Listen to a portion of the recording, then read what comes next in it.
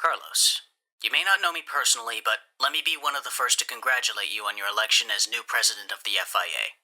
Pleasantries aside, here's one of the first of many things that's going to be asked of you in your new position of power. Your predecessor, Mohammed Ben Sulayem, has gone from a man mad with power to a wanted criminal. Inside the drawer closest to you is a thumb drive with evidence implicating him in the assassination of a journalist by the name of Richard Head. I've already forwarded all of what you'll see to Interpol, who have guaranteed my entry into witness protection in exchange for my testimony against him. The trick is going to be luring him out into the open. That's where you come in. At 7 p.m. tonight, you'll be contacted by an Interpol agent who will brief you on what you need to do to make contact with MBS and bait him into meeting with you in person. Feel free to skim over the files in the meantime. I have faith that what you'll find in there will convince you to help bring him to justice. This message will self-corrupt in 10 seconds.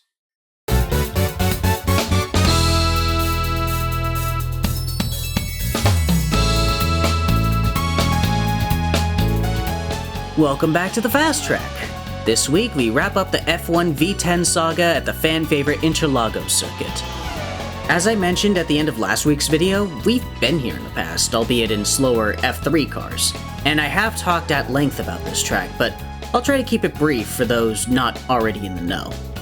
The track started life back in the early 40s, after a bloodbath of a race on the streets of Sao Paulo in 1936 made the Brazilian Auto Club start thinking about moving racing to closed courses.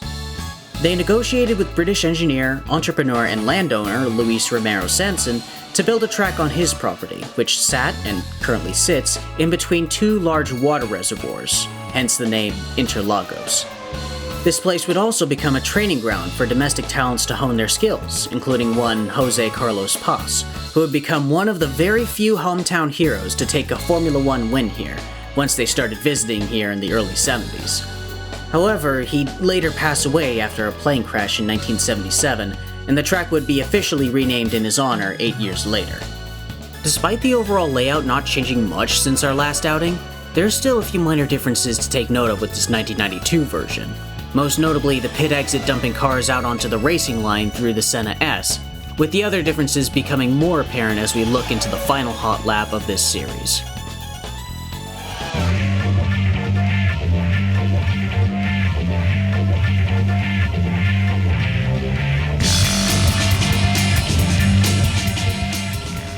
Depending on your setup, you can take a decent amount of curb heading through the first set of turns. Just be careful about clipping the grass in turn 3 and keeping the back end in check under braking.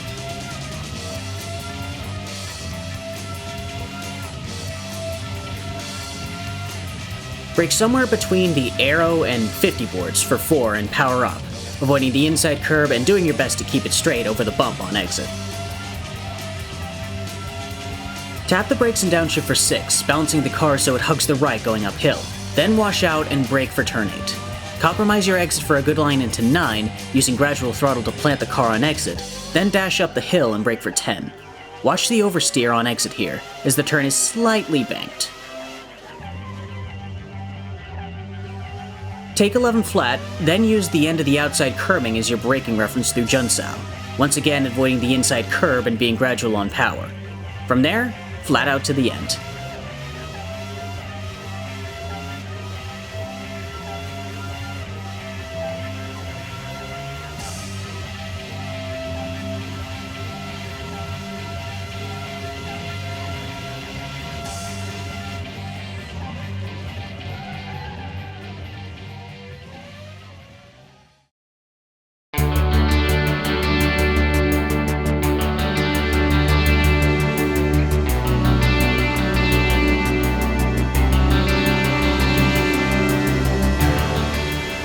I ended up using a slightly lower aero profile than what I used last week, but if you're struggling for grip in the middle sector, don't be afraid to revert to your wing profile from then. Just be aware that you'll lose a good chunk of top speed, and you might have to retool your gearing to accommodate for the loss of it. And while this track is quite bumpy, the only places where it's really inconvenient are the first 2 turns and the exit of turn 5. I still set my car up to be somewhat stiff to ensure that my car will still rotate, albeit more through the roll bars than the wheel rates. And finally, for the last time this season, here are the numbers you're going to need.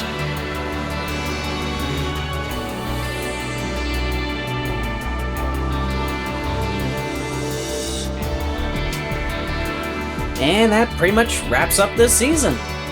I know this wasn't the most popular set of cars to cover, but I did have my fair share of fun taming these beasts. I just hope that open wheelers going forward will be a little bit more popular. Or, you know, we could just run touring cars till the heat death of the universe and guarantee a sellout crowd that way.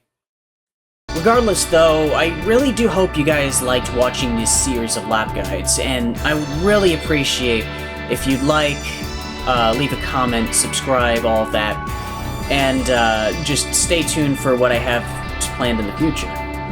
But until then, good luck, and take it easy.